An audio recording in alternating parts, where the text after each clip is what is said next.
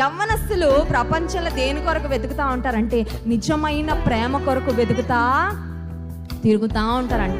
నిజమైన ప్రేమ నాకు ఇచ్చే వాళ్ళు ఎవరైనా ఉంటే హార్ట్ ఇలానే పట్టుకొని తిరుగుతూ ఉంటారు. లిటరల్గా వాళ్ళ గుండె లోపల ఉంటుంది కానీ గుండె చేతులను పట్టుకొని తిరుగుతూ ఉంటారు.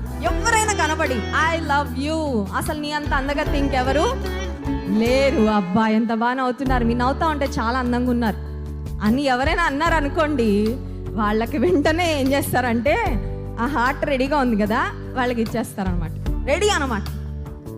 ఆ తీసుకున్న వ్యక్తి అమ్మాయో అబ్బాయో కొద్ది రోజులు నీ జీవితంతో ఆడేసి దాన్ని 4 ముక్కలు చేసేసాక ఇప్పుడు ఆ ముక్కలన్నీ గ్యాదర్ చేసుకోవడానికి చాలా స్ట్రెంగ్త్ కావాలి కదా.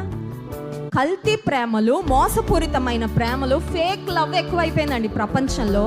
కానీ రియల్ లవ్ యొక్క క్వాలిటీస్ ఏంటో మనం తెలుసుకుంటే ఆ రియల్ లవ్ ఎక్కడ దొరుకుతుందో కూడా మనకు అర్థమవుతుంది. You should first know the true qualities, the real qualities of love. నిజమైన ప్రేమలో, పర్ఫెక్ట్ లవ్లో ఉండే క్వాలిటీస్ ఏంటో మనం తెలుసుకోగలిగితే జెన్యూన్ లవ్ ఏంటి, ఫేక్ లవ్ ఏంటి మనం గుర్తుపట్టచ్చు. మనకు ఆ క్వాలిటీస్ తెలియలేదు అనుకోండి, అన్నీ నిజమైన ప్రేమలేనేమో, అన్నీ పరిపూర్ణమైన ప్రేమలేనేమో అని భ్రమపడిపోతాం. మోసపోవడానికి, నష్టపోవడానికి, హార్ట్ బ్రేకులు, ఆ తర్వాత కొన్ని రకాలైన డిప్రెషన్స్, సూసైడ్స్ కూడా వెళ్ళడానికి అదే కారణం అవుతా ఉంది. సో ట్రూ లవ్లో ఉండే క్వాలిటీస్ ఏంటి, నిజమైన ప్రేమలో ఉండే లక్షణాలు ఏంటి అని ఆలోచిస్తే మొట్టమొదటి లక్షణము, నిజమైన ప్రేమ మారదు, మారిపోకుండా.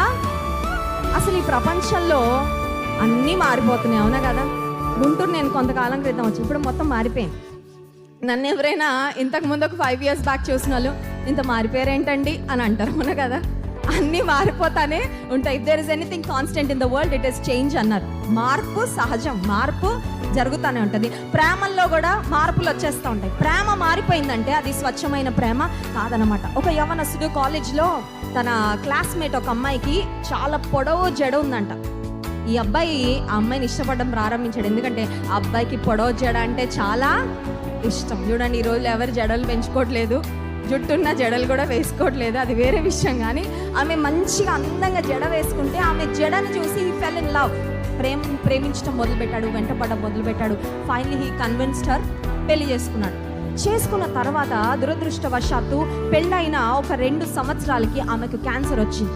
క్యాన్సర్ బారిన తన భార్య పడగానే మీకు తెలుసు కదా, కీమోథెరపీ, రేడియేషన్ ఇవన్నీ ట్రీట్మెంట్స్ ఇస్తూ ఉంటారు. సో కీమోథెరపీ ట్రీట్మెంట్స్ ఆ అమ్మాయి తీసుకుంటూ ఉండగా తల మీద ఉన్న ప్రతి వెంట్రుక ఊడిపోయిందండి. తలలో వెంట్రుకలన్నీ ఊడిపోయినప్పుడు మీకు తెలుసు కదా, రూపం అంతా మారిపోతుంది. ఆ